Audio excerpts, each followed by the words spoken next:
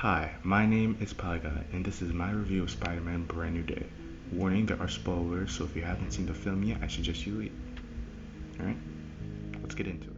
The first thing I'll be discussing is the Hand, which are these red-colored ninjas in the movie who fight Spider-Man, during a montage we see him fighting them, and it's like these new villains and stuff, and they're supposed to be made up of children. And while they're on the poster, they're not really used in the movie a lot. Yeah, they show up multiple times, but like we don't really get to explore more of them. We don't know who's the leader or anything. And even with their mind control, we don't really learn much of them. But they were still a good addition. There was nothing bad about them. The fight scene at the end was really cool when Spider-Man fully unlocked his powers too. Besides the Hand, the Spider-Man action scenes where he was fighting different enemies like the Scorpion and even Tombstone, or him just swinging around, that was really fun. I love the way they did that. And how much New Yorkers cared about him.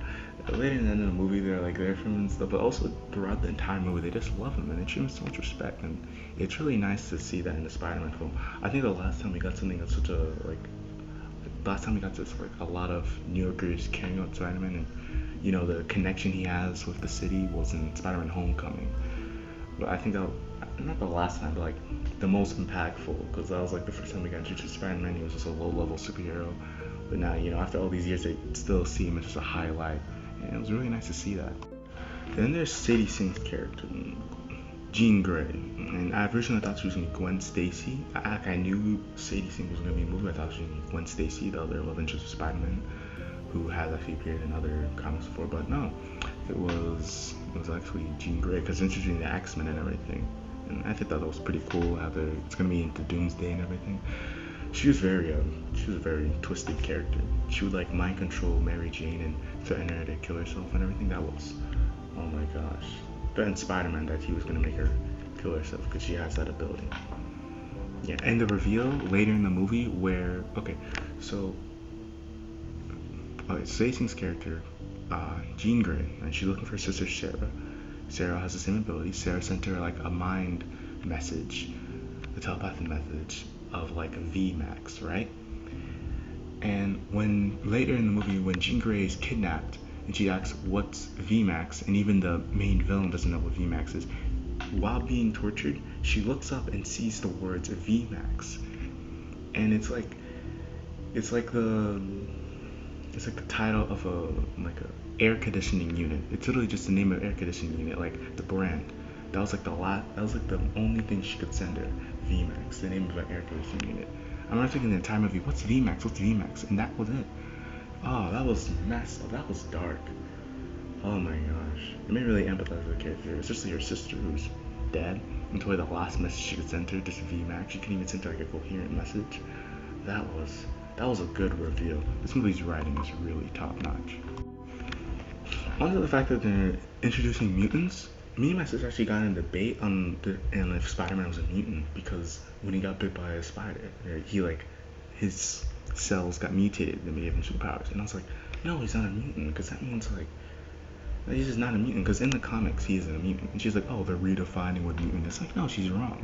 He just isn't a mutant. He's a mutate. There's a difference in the comics. I don't know why they changed it after all these years. Okay, his genes are mutated, his DNA is mutated. That's because of the spider bite. Okay, saying he's a mutant now, in the comic sense, in the Marvel Cinematic Universe sense, or even the X-Men sense, that's just not true. That's just not what it is. I don't know why she said that. He's not a mutant. He's a mutate. So other characters got mutated on. Think Bruce Banner. He isn't a mutant. He's a mutate. Right? Another thing I like about the film, and other characters introduced in the film, into the greater MCU, and one being Jean Grey, obviously, and also Punisher, who originally Punisher was a part of the Defenders. He was in the Netflix series with Luke Cage, Jessica, I forgot her last name, Iron Fist, and Daredevil. I actually watched Daredevil. It's really good. I highly recommend it.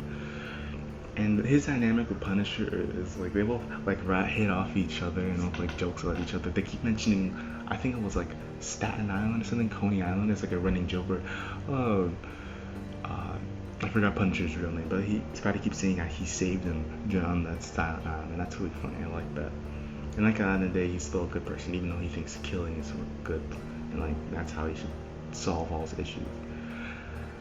But also, oh yeah, I remember at the end of the film when Punisher is going to go in to shoot Jean Grey, he ends up missing and hitting Spidey because Spidey like moves her out of the way.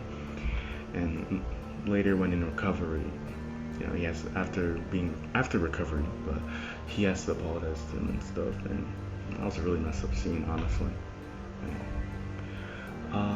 Moving on to like other characters like Mary Jane and Ned, Spider-Man's Peter's relationship with them, I didn't know how they do it because of the whole mind swap thing. I didn't think they'd ever get back again, or relationship would ever get back to what it was before, but it did. I'm really glad that it did, because there's a scene where after revealing stuff to be Peter Parker to Mary Jane, but not to Ned, because Spider-Man had to hide Mary Jane at like Punisher's booby trap filled place so she can be safe from Jean Grey, because she tried to mind control her.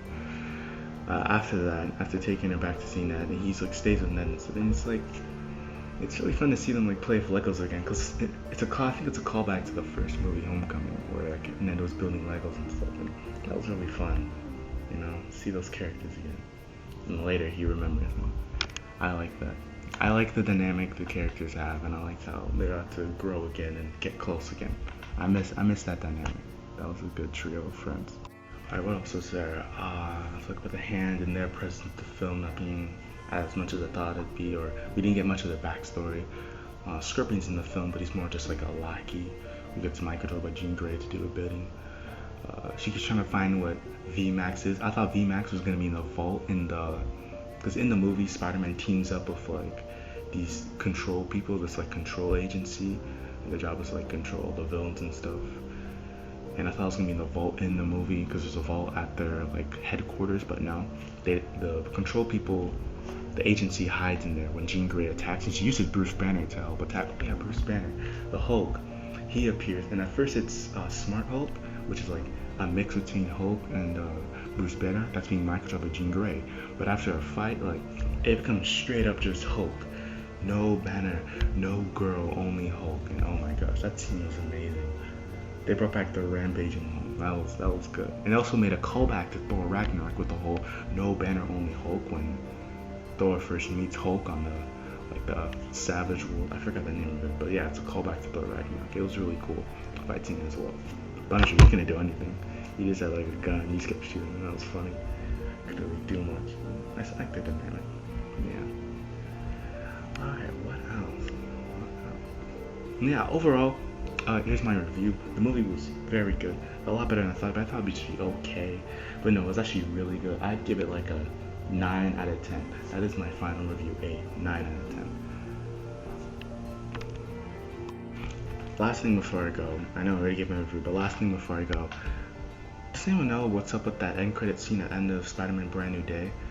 Because, alright, so Ned, Peter's friend, he has this like app that can track Peter and where he is, like Spider-Man, uses DNA and stuff. It only tracks Spider-Man and Spider-Man related like DNA.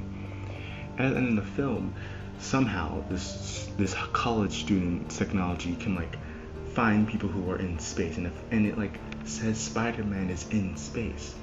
And I'm like, did Spider-Man go to space? Did the alternate universe Spider-Man go to space? I don't know what that is, because like I don't know, I don't remember any like space-based Spider-Man. I don't know why Spider-Man would be in space.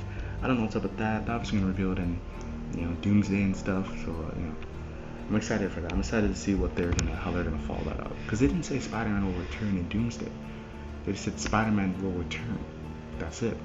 So I don't know what's gonna happen there. Yeah, that's it. This is Pie Guy signing off.